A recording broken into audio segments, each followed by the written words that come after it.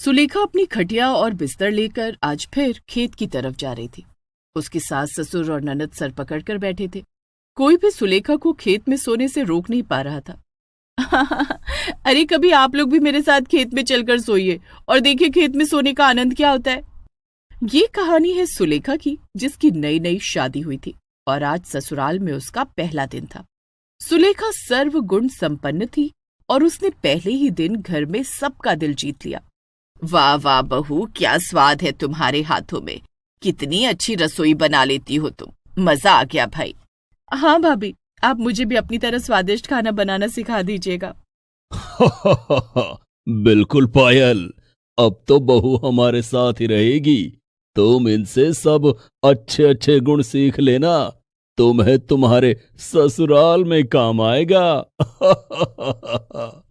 सब बातें कर रहे थे, तभी सुलेखा का पति गिरधर आया और बोला, सुलेखा, मैं काम से जा रहा हूं।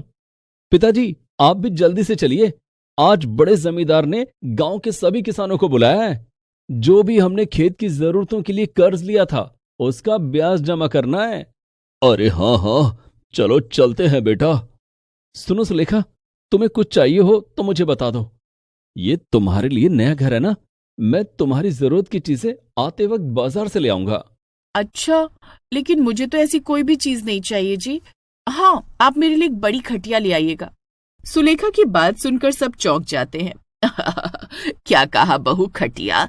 लेकिन घर में इतने बड़े बड़े बिस्तर तो हैं, तो फिर तुम्हें आखिर खटिया क्यों चाहिए? हाँ, वो सासू माँ, मुझे खटिया पर ही सोने की आदत है ना, बस इसीलिए।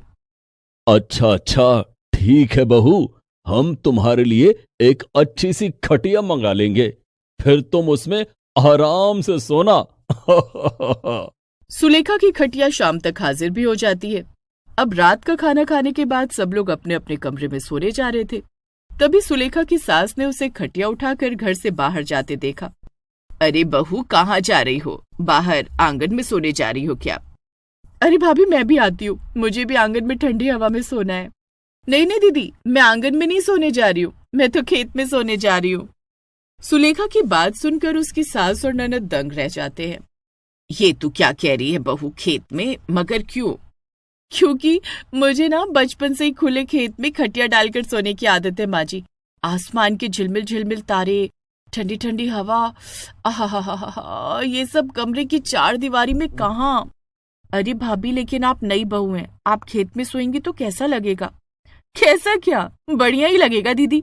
और हमारा खेत इतना पास है घर से, तो भला इसमें दिक्कत ही क्या है? जब सुलेखा को उसकी सास और ननद समझाते हुए थक जाते हैं, तो वो लोग गिरधर और उसके पिता को बुलाते हैं। देख बेटा, तेरी बीवी ये कैसी अजीब सी जिद पकड़कर बैठी है, कहती है खेत में ही जाकर ही सोएगी। सुलेखा, ये कैसी जिद है भला? तुम खेत में सोने नहीं जा सकती हो, बस।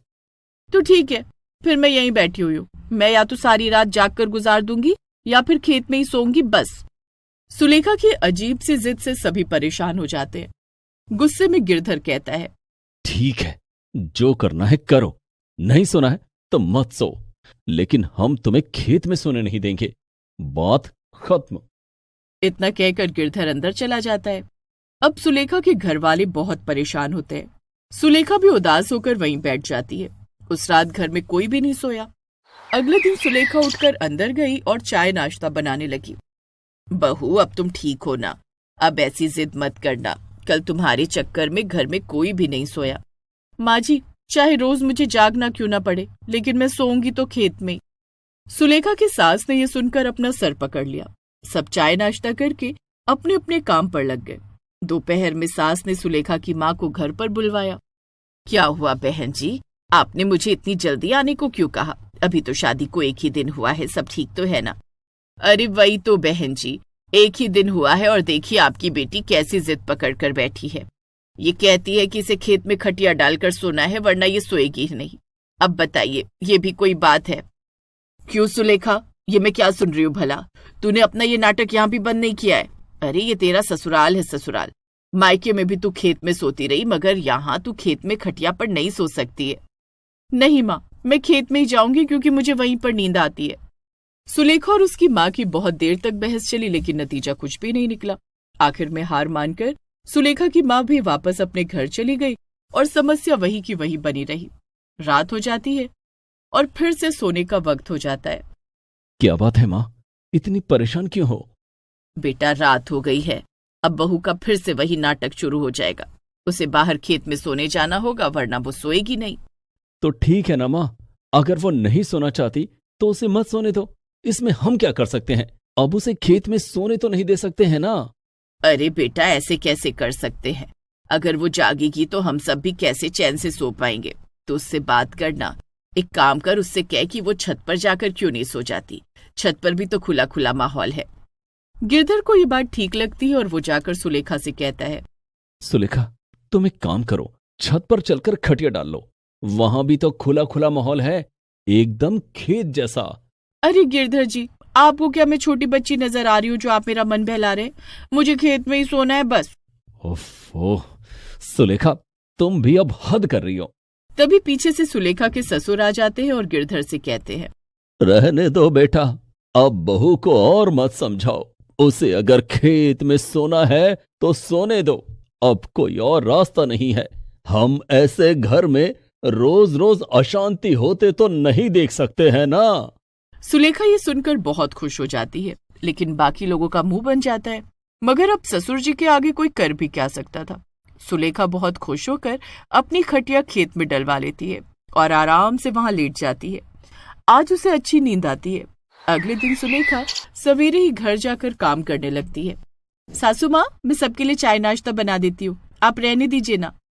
चाहे जो भी कर लो बहू, ये जो तुम खेत में जाकर सो रही हो ना, ये किसी को पसंद नहीं आ रहा है। और काम काज करने से तुम किसी का मन नहीं जीत पाओगी। हाँ। गुस्से में इतना बोलकर वहां से सुलेखा की सास बाहर चली जाती है। तभी सुलेखा की ननद पैर पटकते हुए आती है। क्या बात है बेटा, तू इतने गुस्से में क्यों है? मैं मंदिर गई थी ना, और वहां मुझे कुछ औरतों ने रोककर मेरा मजाक उड़ाया कि तुम्हारी भाभी तो खेत में सोती है, क्या तुम्हारे घर में सोने की जगह नहीं है? ओफो, अब तो गांव भर में हमारी बदनामी हो रही है।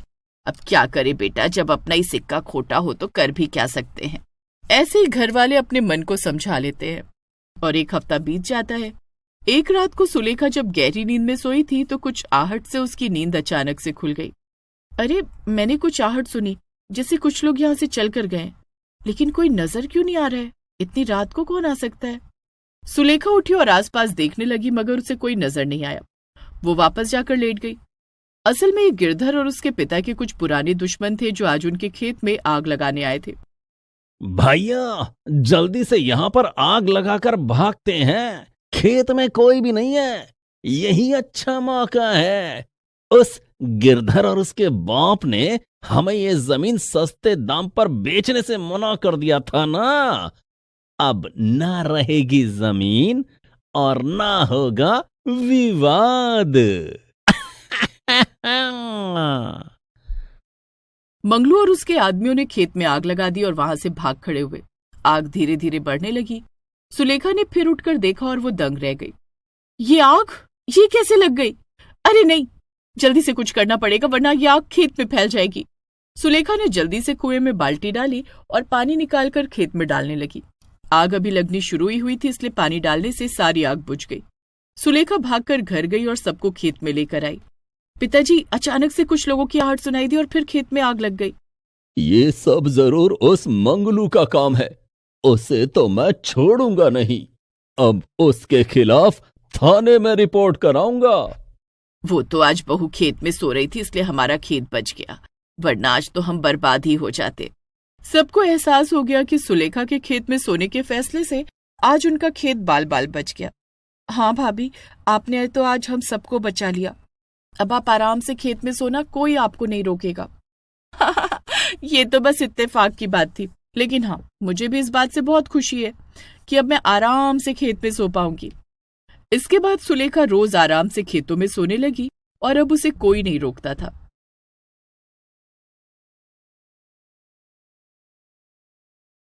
ये कहानी है सुनीता और उसकी जादुई गाय की। 4 महीने पहले ही एक सड़क हादसे में सुनीता ने अपने पति को खो दिया था। तब से सुनीता के सामने मानो मुसीबतों का अंबार लग गया था। उसका पति मुकेश एक गरीब किसान था। खेती के लिए उसने गांव के साहूकार से कर्जा लिया था, जिसे चुकाए बिना ही वो इस दुनिया से चला गया। साहूकार आए दिन सुनीता को खरी खोटी सुनाने उसके घर पहुंच जाता था। सुनीता बड़ी मुश्किल से अपने 2 बच्चों के साथ अपना गुजारा चला रही थी। उसके पास साहूकार को देने के लिए बिल्कुल भी पैसे नहीं थे। मालिक, मेरे पति ने आपसे कर्जा लिया था, अब वो तो है नहीं, तो मैं पैसे कहां से लाऊं? हाँ, तो पति नहीं है तो क्या हुआ? जमीन तो है तेरे पास, वो मेरे नाम कर दे, मैं भूल जाऊंगा अपने पैसे। कैसी बातें कर रहे हैं मालिक? उस जमीन के सहारे तो मैं और मेरे बच्चे जिंदा हैं। अगर वो भी चली गई तो मैं कैसे अपने बच्चों का पेट भरूंगी? वो सब मुझे कुछ नहीं पता। आखिरी बार तुझे मोहलत दे रहा हूं, अगले सोमवार तक या तो मेरा सारा पैसा चुका दे, वरना मंगलवार को जमीन के कागज मुझे सौंप दे, समझी? इतना कहकर साहूकार वहां से चला जाता है। सुनीता बहुत परेशान थी। तभी उसकी नजर अपने दोनों बच्चों पर पड़ी, जिन्होंने सुबह से कुछ नहीं खाया था। वो जैसे ही चूल्हे की तरफ बढ़ी, उसने देखा कि सारी लकड़ियां खत्म हो चुकी थी। फिर उसने अपनी 5 साल की बेटी गुड़िया से कहा, गुड़िया, बेटा, चूल्हा जलाने को एक भी लकड़ी नहीं है। तू मुन्ने का ख्याल रखना, मैं जंगल से लकड़ी काट कर लाती हूँ। ठीक है माँ, तुम जाओ, मैं मुन्ने को संभाल लूंगी। अपने साल भर के मुन्ने को बड़ी बेटी गुड़िया के सहारे छोड़कर सुनीता जंगल की तरफ चल पड़ती है। रास्ते भर वो सोचती रही कि आखिर साहूकार को देने के लिए पैसे कहां से लाएगी। जंगल आ गया, लेकिन उसे अपनी मुसीबत से निकलने का रास्ता अब तक नहीं मिला था। जंगल पहुंचकर वो लकड़ियां काटने लगी। तभी अचानक उसे एक आवाज सुनाई दी। अरे, ये आवाज कैसी? किसी जानवर की लगती है। ऐसा लगता है उसे मदद की जरूरत है। सुनीता अपनी लकड़ियों को वहीं छोड़कर उस आवाज की दिशा में बढ़ने लगती है। कुछ दूर चलने पर उसे एक गाय दिखाई देती है। उस गाय के शरीर पर एक गहरा घाव था। वो दर्द से कराह रही थी। सुनीता तुरंत उस गाय के पास गई और उसे प्यार से सहलाते हुए बोली, अरे, तुम्हें तो चोट लगी है, दर्द हो रहा होगा ना बहुत? उस गाय को दर्द में देखकर सुनीता अपने बारे में सब कुछ भूल गई और उस गाय की मदद करने के बारे में सोचने लगी। उसने सबसे पहले गाय के घाव को साफ किया, फिर अपनी साड़ी से कपड़ा फाड़कर उसे घाव पर बांध दिया। गाय को पानी पिलाने के बाद सुनीता वहां से जाने लगी तो उस गाय ने तुरंत सुनीता की साड़ी का पल्लू अपने मुंह से पकड़ लिया और उसे अपनी तरफ खींचने लगी। ये साफ पता चल रहा था कि वो गाय सुनीता को जाने से रोक रही थी। सुनीता ने उस गाय के सिर पर हाथ फेरते हुए कहा, मुझे जाना होगा, मेरे बच्चे मेरा इंतजार कर रहे हैं। सुनीता गाय के मुंह से अपनी साड़ी निकालकर वहां से जाने लगती है तो वो गाय जोर जोर से आवाज करने लगती है। गाय की आवाज में दर्द था जिसे सुनीता नजरअंदाज नहीं कर सकी। उसने अपनी लकड़ियों का गट्ठर अपने सिर पर रखा और फिर उस गाय के पास जाकर बोली, ठीक है, अब चुप हो जाओ, तुम चलो मेरे साथ, मैं तुम्हारा ख्याल रखूंगी। सुनीता उस गाय की खड़े होने में मदद करती है और फिर अपनी लकड़ियां लेकर आगे चल देती है। गाय भी धीरे धीरे उसका पीछा करते हुए उसके घर पहुंच जाती है। सुनीता की बेटी गुड़िया उस गाय को देखकर बहुत खुश होती है और सुनीता से कहती है, अरे माँ, ये गैया हमारी है क्या? हाँ बेटा, मुझे जंगल में मिली, बहुत दर्द में है बेचारी। मुझसे इसकी हालत देखी नहीं गई तो मैं इसे अपने साथ ले आई। बहुत अच्छा किया माँ, ये तो बहुत प्यारी है, क्यों ना हम इसका नाम प्यारी ही रख दें? हाँ, क्यों नहीं, आज से ये हमारी प्यारी ही है। सुनीता उस गाय का बहुत अच्छे से ख्याल रखने लगी, जिसकी वजह से बहुत जल्दी प्यारी का घाव भर गया। गाय के दूध से सुनीता को भी घर चलाने में मदद होने लगी, लेकिन अब भी साहूकार का कर्ज चुका पाना उसके बस से बाहर था। फिर एक दिन, अरे माँ, देखो तो इस बर्तन को क्या हो गया? क्या हुआ गुड़िया? अरे ये तो। सुनीता उस बर्तन को देखकर हैरान थी, क्योंकि वो बर्तन सोने का था। गुड़िया, ये कहाँ से मिला तुझे? माँ, ये तो प्यारी के पानी पीने का बर्तन है। जब हमने इसे प्यारी के पास रखा था तो ये बहुत अलग दिखता था। अब देखो ना, ये कितना चमक रहा है। सुनीता को कुछ समझ नहीं आ रहा था। वो तुरंत घर के अंदर से एक और बर्तन लेकर आई और उसमें थोड़ा सा पानी डालकर प्यारी के सामने रखते हुए बोली, प्यारी, ले पानी पी ले। प्यारी उस बर्तन से पानी पीने लगती है। जैसे ही पानी खत्म हो जाता है तो प्यारी उस खाली बर्तन को चाटने लगती है। देखते ही देखते वो बर्तन भी सोने का बन जाता है। अब सुनीता को विश्वास हो गया था कि प्यारी कोई साधारण गाय नहीं बल्कि एक जादुई गाय है। सुनीता बहुत खुश थी। वो प्यारी को लाड करते हुए उससे कहती है, प्यारी तू सचमुच बहुत प्यारी है। सुनीता उन दोनों बर्तनों को बेच देती है जिससे उसे खूब सारे पैसे मिल जाते हैं। वो सबसे पहले साहूकार के घर जाकर उसका कर्ज चुकाती है। साहूकार ये सब देखकर चौंक जाता है क्योंकि उसे तो सुनीता की जमीन पर कब्जा करना था। सुनीता के जाने के बाद वो अपने आदमियों से कहता है, अरे सुनो सुनो, जरा पता करो ये सुनीता के पास इतने पैसे कहां से आए? कौन सी सोने की खान लग गई है इसके हाथ? साहूकार के आदमी सुनीता पर नजर रखने लगते हैं। सुनीता का रहन सहन अब पहले जैसा नहीं था। प्यारी के जादू से सुनीता की माली हालत बहुत अच्छी हो गई थी। सुनीता की टूटी फूटी झोपड़ी की जगह अब एक पक्का मकान था जिसमें प्यारी के लिए भी रहने का बहुत अच्छा इंतजाम था। जिस रसोई में पहले चूल्हा जलाना मुश्किल था वहां अब तरह तरह के पकवान बन रहे थे। गुड़िया अब स्कूल जाने लगी थी और सुनीता, उसे अब कोई चिंता नहीं थी। वो तो पूरा दिन सिर्फ प्यारी की आवभगत में ही लगी रहती थी। साहूकार के आदमियों को कुछ समझ नहीं आया। फिर रात के वक्त, प्यारी ये ले पानी। प्यारी पूरा पानी पीने के बाद जैसे ही उस खाली बर्तन को चाटती है वो भी सोने का बन जाता है। साहूकार के आदमी छिपकर ये सब देख रहे थे। उन्हें अपनी आंखों पर भरोसा नहीं हो रहा था। जब सुनीता वहां से चली गई तो साहूकार के आदमी चुपचाप घर में घुसे और उस सोने के बर्तन को अपने साथ लेकर सीधे साहूकार के पास पहुंचे और उसे सारा किस्सा सुना दिया।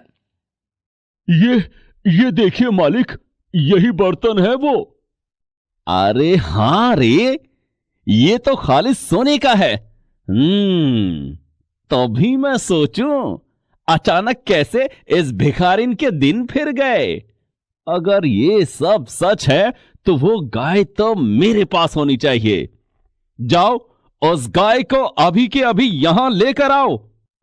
साहूकार के आदमी रात के वक्त ही उस गाय को चुराने की कोशिश करते हैं लेकिन वो ऐसा कर नहीं पाते। प्यारी उन्हें देखते ही जोर जोर से चिल्लाने लगती है। सुनीता तुरंत वहां आ जाती है। वो साहूकार के आदमियों को पहचान लेती है और फिर एक मोटे डंडे से मार मार कर उन्हें वहां से भगा देती है। फिर अगले दिन, देख सुनीता, सीधी तरह से उस गाय को मुझे बेच दे। तुझे जो कीमत चाहिए मैं तुझे दे दूंगा, लेकिन वो गाय उसे तो मैं लेकर ही रहूंगा तुझसे। बस लाला, बहुत हो गई तुम्हारी गुंडागर्दी। मैंने तुम्हारा सारा कर्जा चुका दिया है। अब तुम्हारा जोर यहां नहीं चलेगा। मैं अपनी प्यारी तुम्हें कभी नहीं दूंगी। सोच ले एक बार, अगर मैंने पूरे गांव को बता दिया कि तेरी प्यारी क्या कर सकती है तो मैं क्या, हर कोई उसे पाने के लिए आ जाएगा यहां। फिर तू कुछ नहीं कर पाएगी। मुझे धमकी मत दो लाला। मैं तुम जैसे लोगों को अच्छी तरह से जानती हूँ। तुम्हें सिर्फ पैसों से मतलब है। मेरी प्यारी के साथ तुम कैसा बर्ताव करोगे मैं जानती नहीं क्या? तुम्हें जो करना है तुम कर लो। मेरी प्यारी यहां से कहीं नहीं जाएगी, समझे? साहूकार खून का घूंट पीकर वहां से चला जाता है। उसे किसी भी हाल में प्यारी को हासिल करना था। वो सारे गांव में प्यारी के जादू की खबर फैला देता है। फिर क्या था, पूरा गांव प्यारी का जादू देखने सुनीता के घर पहुंच जाता है। सुनीता ये सब देखकर घबरा जाती है। वो जल्दी से प्यारी को घर के पीछे वाले कमरे में बंद कर देती है और सभी गांव वालों से कहती है, देखिए ये सच है कि प्यारी एक जादुई गाय है, लेकिन अब वो मेरे पास नहीं है। जैसे ही लाला को उसके जादू के बारे में पता चला वो यहां से चली गई। चली गई? अरे कहां चली गई? ऐसे कैसे चली गई? तूने उसे जाने कैसे दिया? नहीं नहीं भाई लोगों, प्यारी कहीं नहीं गई है।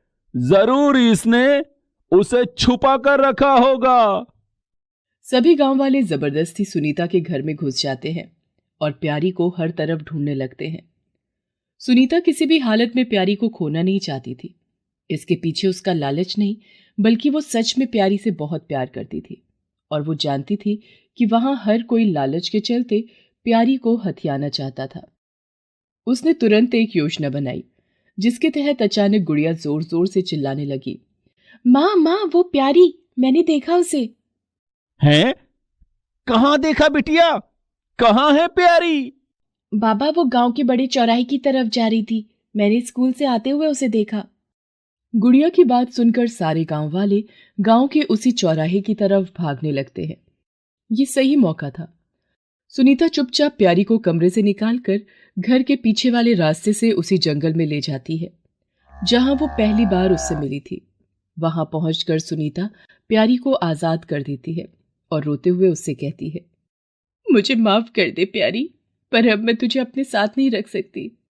तेरे जादू के बारे में सबको पता चल गया है। वो लोग तुझे चैन से जीने नहीं देंगे। तूने जो मेरे लिए किया, उसका एहसान मैं कभी नहीं चुका सकती, लेकिन मैं तुझे ऐसे लोगों को भी नहीं सौंप सकती जो तुझे नहीं, तेरे जादू को चाहते हैं। प्यारी की आंखों में भी आंसू थे। वो सुनीता को लाड दिखाने लगती है, मानो वो भी सुनीता को प्यार से अलविदा कह रही थी। फिर प्यारी पलटकर घने जंगल की तरफ चली जाती है और कुछ ही देर में सुनीता की आंखों से ओझल हो जाती है। सुनीता घर वापस आ जाती है। उसे प्यारी को खोने का दुख तो था, लेकिन ये तसल्ली भी थी कि प्यारी जहां कहीं भी थी, सुरक्षित थी। Please subscribe this channel.